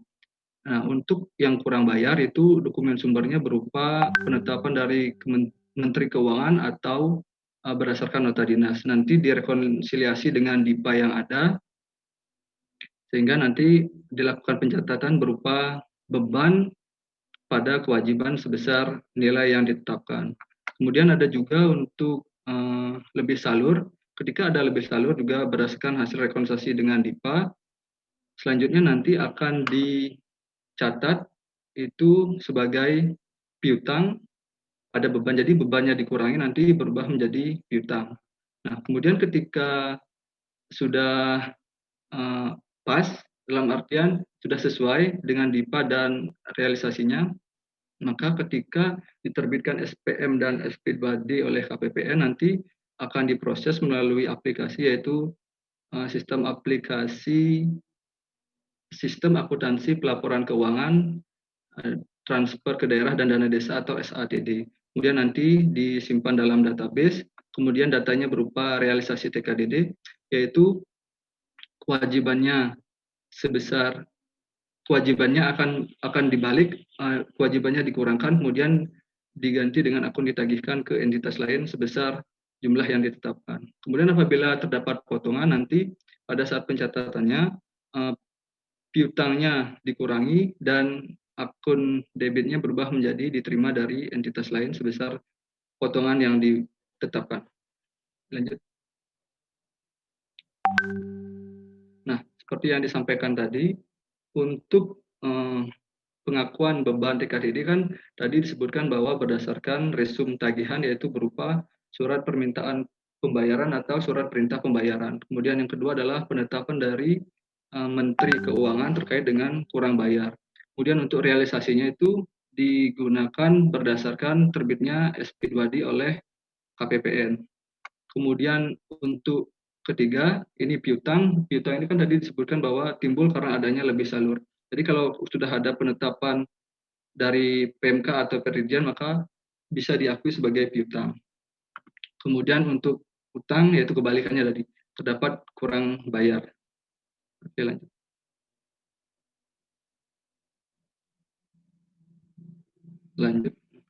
Oke. Selanjutnya, pengakuan dari akuntansi transfer daerah dan dana desa. Yang pertama untuk beban diakui berdasarkan 2 hal, yaitu yang pertama adalah berdasarkan resum tagihan yang telah diverifikasi dan divalidasi oleh KPA BUN. Jadi ketika tadi sudah terbit SPP ataupun SPM, maka beban transfer tersebut sudah dapat diakui berdasarkan nilai nominal yang tercantum di dalamnya. Kemudian nanti beban tersebut akan disajikan dalam laporan LU. Kemudian yang kedua, itu berdasarkan timbulnya kewajiban pemerintah berdasarkan penetapan dari PMK. Tadi kan juga sudah disebutkan bahwa ketika ada kurang bayar yang disebabkan oleh penetapan dari menteri atau dirjen, maka beban tersebut juga harus diakui sebesar nilai nominal yang dimuat dalam PMK tersebut, kemudian disajikan dalam LU. Kemudian selanjutnya terkait dengan realisasi transfer. Realisasi transfer diakui pada saat terjadinya pengeluaran kas yang membebani rekening umum kas negara. Kemudian berikutnya diukur sesuai dengan nilai nominal dengan SP2D berdasarkan asas bruto dan disajikan pada LRA. Nah, ini juga terkait dengan beban transfer sebagai jenis belanja expendable, artinya dia tidak menambahkan aset, jadi dia mengurangi dari rekening umum kas negara. Oke, selanjutnya. Nah, ini untuk jurnal transfer yang akan kita bahas. Oke, untuk yang pertama, ketika ada resum tagihan, maka kita mencatatnya sebagai beban transfer ke daerah dan dana desa. Kemudian di akun kreditnya, ini akan muncul transfer ke daerah dan dana desa yang masih harus bayar. Kenapa masih harus dibayar? Ya karena tadi ini baru pengakuan dan belum terjadi realisasi transfernya, jadi masih berupa kewajiban yang akan disajikan pada neraca. Sementara bebannya nanti akan disajikan pada LU. Nah, Kemudian yang di sebelahnya ketika sudah dilakukan realisasi transfernya, maka UAKP Abun mencatat realisasi pengeluaran transfer tersebut berdasarkan SP2D yang diterbitkan oleh KPPN selaku mitra kuasa bun. Nah, jurnal untuk buku besar akrualnya, karena tadi di sebelumnya yang sebelah kiri resume tagihan ini kewajibannya ada 2, sekarang kewajibannya kita pindahkan ke debit, artinya kewajibannya berkurang. Kemudian untuk akun kreditnya diganti dengan transaksi antar entitas karena dia berbeda entitas pelaporannya.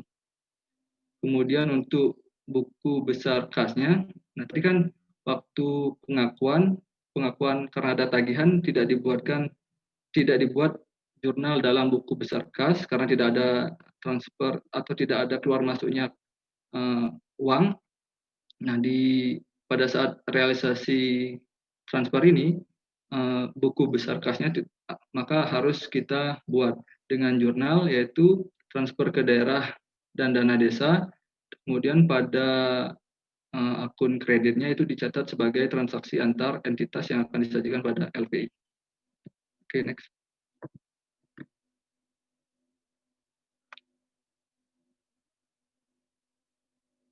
Nah, di sini juga diilustrasikan tata cara pencatatan pengakuan utang TKDD berdasarkan dokumen penetapan yang kurang salur. Jadi ketika tadi ada penetapan dari Menteri Keuangan atau Dirjen berupa kurang bayar atau kurang salur, maka kita juga akan membuat atau mencatat pada buku besar akrual berupa beban transfer ke daerah dan dana desa, kemudian kreditnya sebagai utang transfer karena kewajiban tersebut belum dilaksanakan. Jadi nanti akan masuk neraca sebagai kewajiban.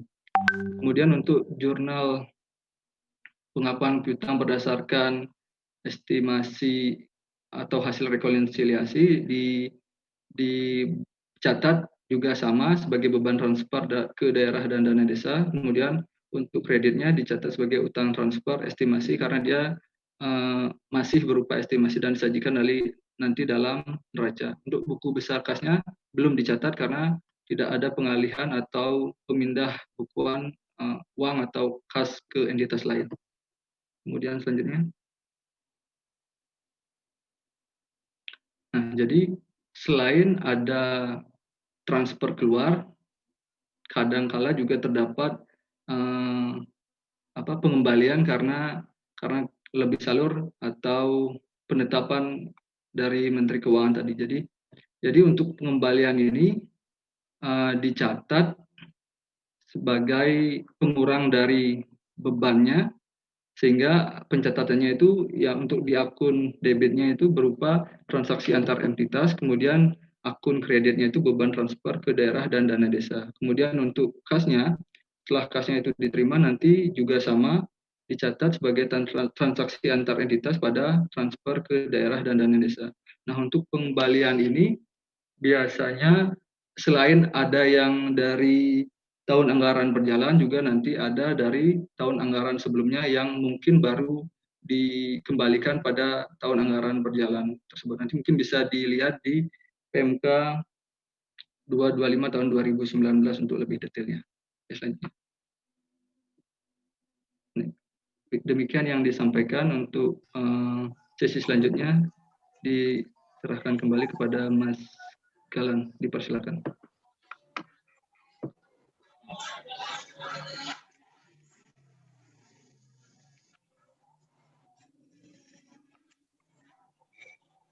Oke, baik.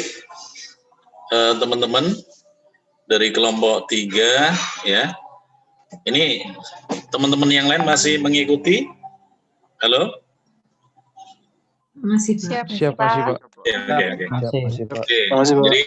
Jadi terima kasih untuk kelompok 3 ya. Jadi saya menangkap tadi upaya yang sangat upayanya sangat bagus untuk menjelaskan ke teman-teman semuanya tadi. Jadi dari penjelasan tadi yang disampaikan oleh Mbak Esra gitu ya, berupaya untuk sangat maksimal menjelaskan ke teman-teman semuanya bagaimana kaitan akuntansi di belanja dan juga beban ini. Terus tadi juga disampaikan oleh Mas Mukti ya, berupaya untuk bagaimana menyederhanakan dari jurnal-jurnal yang ada di dalam PMK 212 2019. Ya, karena tadi istilahnya Mas Mukti tadi, ini jurnalnya kok runtut banget gitu ya. Bagaimana sih kalau disederhanakan gitu ya, disederhanakan. Jadi ini upaya yang sangat, saya mencatatnya ini upaya yang sangat bagus ya. Dan juga Mas Kadek tadi juga menerangkan ya, transfer ke daerah, dan juga teman-teman lain yang tadi membuka diskusi kita di awal tadi. Jadi ini sangat saya sangat apresiasi ke teman-teman yang berupaya untuk menjelaskan ini ke kita semua ya, ke kita semua. Ini upaya yang sangat luar biasa dan saya sangat apresiasi untuk semua presenter ya, semua presenter di kelompok 3 ini. Terima kasih sebelumnya, dan ini waktunya sudah selesai. Teman-teman ada kuliah lagi nggak? Setelah ini ada kuliah lagi nggak? Siap, ada Pak. Siap, ada Pak. Jam berapa? 10? Jam 10.30 Pak. 10.30, oke. Jadi saya sebenarnya mau menjelaskan, menambahkan penjelasan. Kira-kira mau sekarang saya cuma konsekuensinya saya nambah waktu sebentar atau nanti minggu depan. Saya ngikuti kesepakatan saja. Kalau sekarang ya mungkin perlu waktu beberapa menit untuk menjelaskan. Kalau minggu depan ya nggak apa-apa, nanti minggu depan kita jelaskan dulu ya hal-hal yang krusial di dalam akuntansi belanja dan juga beban ini. Saya ngikut kesepakatan kelas. Saya juga ada ini juga sih, ada kelas juga nanti jam 10.30. Izin Pak, Ya, mungkin Mbak. ada baiknya biar informasinya juga lengkap, kita juga nggak terburu-buru, mungkin minggu depan kali ya Pak. Oke. Saran dari Oke. Oke, Mbak Esra. Oke. Jadi minggu depan saja ya, minggu depan. Tapi tadi saya menangkap yang disampaikan sama teman-teman itu sangat berupaya untuk menjelaskan ini dengan sangat baik gitu ya. Sangat berupaya untuk untuk menyampaikan apa yang dipahami itu bisa disampaikan ke teman-teman ya. Dengan upaya-upaya yang berupaya yang maksimal tadi. Kelihatan tadi yang disampaikan Mbak Isra, Mas Mukti, ya Mas Kadek tadi, ini sangat-sangat baik upayanya. Oke, itu saja. Barangkali nanti kita pending ya, untuk minggu depan ya, penambahan tambahan penjelasan dari saya, kita pending untuk minggu depan. Terus untuk kelompok ini ya, untuk nilai presentasinya ini 97 ya, 97. Jadi terima kasih untuk teman-teman ya, yang sudah berupaya dengan maksimal dari. Oke. Untuk minggu depan teman-teman, untuk presentasinya ya, nanti dilanjutkan dengan materi bab berikutnya. Dan juga nanti PR latihan kita nanti saya share lewat Google lewat WA saja ya, latihannya. Sementara barangkali nanti teman-teman bisa juga mengikuti penjelasan saya yang ada di video. Di akuntansi belanja dan beban itu kan ada juga ya yang di video. Jadi silakan sementara nanti sambil mengikuti penjelasan yang di video yang di Google Classroom. Oke, terima kasih teman-teman.